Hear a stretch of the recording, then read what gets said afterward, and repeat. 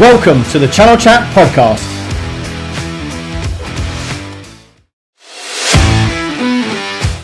Hello, I'm Marc Sumner, host of the Channel Chat podcast show, and today I have Eilon, the VP of Cynet, in the virtual studio. How are we doing, Guy? Yes, very good. How are you, Marc? I'm very good. I'm very good. As we just said offline, the sun is shining. It's a nice day. So life is getting a bit easier, hopefully post-pandemic. So hopefully it is for you as well. Yeah, absolutely. So I want to go straight into it, Guy. And I'm going to be completely honest with you. Cynet XDR is not a brand that I knew too much about. I didn't know much about, but I started hearing a bit about you from candidates about hiring and growth plans, etc. So I was hoping that you could give the Channel Chat listeners a bit of an overview of the technology and how the business come about in the first place. Okay, wonderful. So Cynet started as an Israeli company, as a spin-off from another company. The other company named Bagsec, which is an offensive security company. Initially, Bagsec was giving incident response services to top enterprise organizations around the globe. And what they promised is time to resolution. But they realized that they needed to develop an agent that will spread across the environment very quickly in order to collect all the information and mitigate the risks or the incidents that the customers were facing. So they got to the first customer who wanted to buy a solution, the second one, the same, the third one, the same. And they realized that they developed something unique here. And that's the reason that they decided to go for a spin-off. Now, the reason that you didn't hear a lot about Cynet is because Cynet, like any other enterprise organization, starts to penetrate, first of all, North American market. You know, it's a lot bigger than the UK. So we started investing our time and efforts here in the UK just before pandemic. And really, if I need to give you some figures, so we started the pandemic with 2 people in the UK. We finished Q1 with more than 20 in the UK. So it's just showing you the growth rate and the investments that we are putting into this market. Now, if we speak a little bit about technology, because you are not familiar with it that much, Cynet from its foundation was built as an XDR platform. No one knew to call it XDR, but the idea was, in order to really give the service and the solution to the customers and to detect malicious activities and mitigate them, you need to have a complete visibility across the entire environment, not just to look into the endpoint. So to look to the endpoint, to look into the network, to look at the user behavior, and to correlate everything in order to really mitigate the capabilities or the challenges that they had. And adding the SOAR capabilities that we are bringing into the product next quarter, I think that this is definitely a big changer for many customers or many prospects here in the market. Now, we are providing this service with a 24/7 MDR service, which is, as a matter of fact, coming to simplify the life of those customers that are really struggling these days to manage their environment. Right, fantastic. So obviously no one could have predicted or wanted to go through the pandemic even over the past sort of 12 months, but it sort of strikes me as your sort of technology offering couldn't have been better positioned. But you mentioned that you only entered the UK just before the pandemic. Is that right? Yes. So talk me through the last sort of 12 and 18 months. It must be quite a journey you've had, entering a new market during a pandemic. So I can divide it to good and bad. The bad thing is that my life has changed completely. From a person that was flying or sitting on an airplane at least once a week, suddenly I realized that I have a family here, right? But to speak seriously about it, it was a great 18 months. And the reason that it was great is because customers realized that it's not enough to strengthen their perimeter because there is no perimeter anymore. Customers, many organizations send their employees to furlough. So the teams were shrinking, but still the security teams need to give a service and to protect their environment. And they realized that it's a lot harder once they have employees working remotely. So they just needed to have a solution that will give them that visibility. Now, COVID brought a lot of created a financial impact on many organizations. So it's not just about the fact that you need solutions or the right solutions. It has to be an affordable solution that you can really manage. So together with our 24/7 MDR, it was a kind of a backup, an extension for these organizations, for their own security teams. And with the simplicity and automation that we have in the product, it really gave them the right solution after assessing, many different competitors in the market.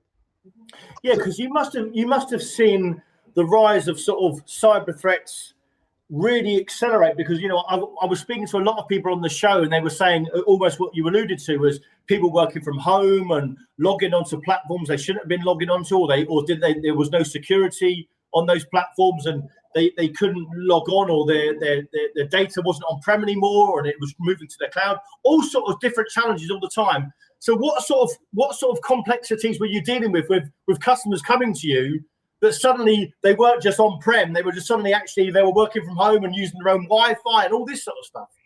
Yeah, so again, these are obvious reasons. Many organizations started using BYOD because they didn't have laptops for everyone. So it's created a lot more complexity for their environment. So people had to connect into their internal systems, with BYOD, which are unmanaged devices, and it included a lot of risks. Now, if you think about the way that hackers are thinking that way, and hackers are trying to find the blind spots inside organizations. They are trying to get in. They are trying to stay on silent and to do whatever they were planning to do without you identifying them. So part of the challenges that many organizations were facing is, let's assume that I have now endpoints spread around the country. Okay, how can I mitigate the risk that is far, far, far behind me, away from me? I cannot really go there. I cannot really have any access to the device. How can I mitigate the risks? So this is exactly the reasons that we were really growing exponentially, because customers realized that we are going to make their life a lot simpler in doing it. And so obviously the rise of crime was one of the biggest challenges, and you were obviously getting, it's been hopefully a good pandemic because people need your solutions. But how does your solutions combat these threats? Okay, so we have two mechanisms. First of all, one of the areas that many organizations are speaking about, or many vendors are speaking about, that you need to have the right detection and mitigation capabilities, which means you need to prevent new attacks from getting in. So Cynet platform, once again, is not just looking into the endpoint. We are looking into the endpoint, network, and user. We are correlating everything in a single place so we can get the right context. But more than that, what we do, we built a lot of automation, which means instead of you as an administrator needing to sit behind the screen and waiting for an incident to happen and then to mitigate it, we have predefined or pre-built playbooks that were already built into the system that can automate all the processes for you. But not only automate the mitigation, but do the investigation for you. Show you what's the impact on your environment, even though that it was cleaned and cleared from your organization. You have no risk at the moment. But more than that, the question is not about whether you will be hacked. The question is for how long the malware is sitting in your environment. So what we did as well, we added deception capabilities into the platform. Deception, think about it as honeypots. You're putting traps to the malwares to touch these traps. Think about a file, a honeypot, which will be a decoy file, passwords.xls. Every malware will try to touch such a file, right? So it will be very easy for us to detect it. But Cynet took the deception 5 steps ahead.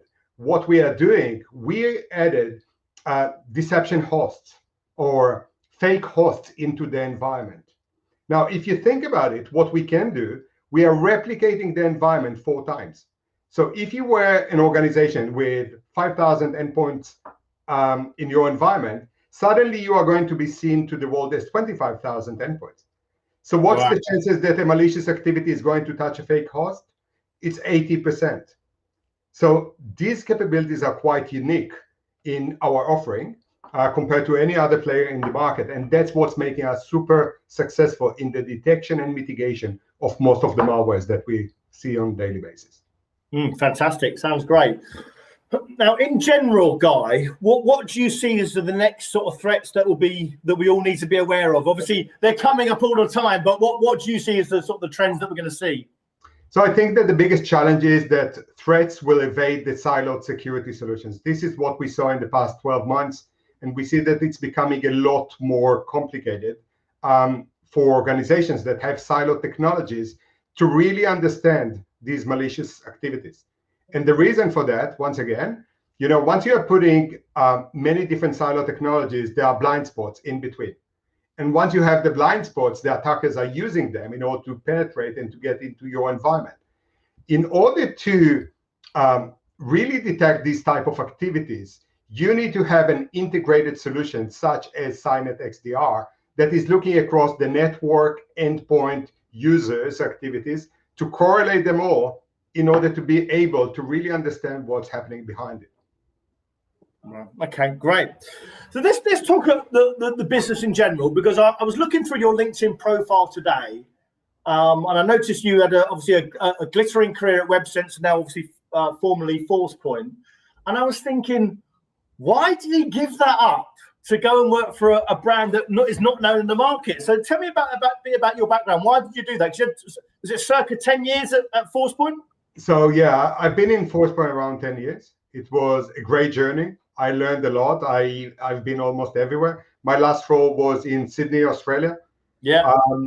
So clearly I enjoyed a lot more the sun in Sydney than here in London. Yeah. So I decided to leave ForcePoint after 10 years because I needed the change. It was before I decided to join Cynet. Now, once I heard about Cynet and I started speaking with the owners and the founders, I realized that Cynet is doing something which is really solving the pain points of 90% of the market. Not 100%, but 90%. I've been meeting with hundreds of CISOs in my past 15 years in the industry or 20 years in the industry. And it doesn't matter whether it was SMB, mid-market, SME, enterprise, large enterprise, all of them were complaining about the same things. They realized that security became a lot too complicated to manage, and that even if they invested millions of dollars and pounds into security, they didn't feel that they have the right controls.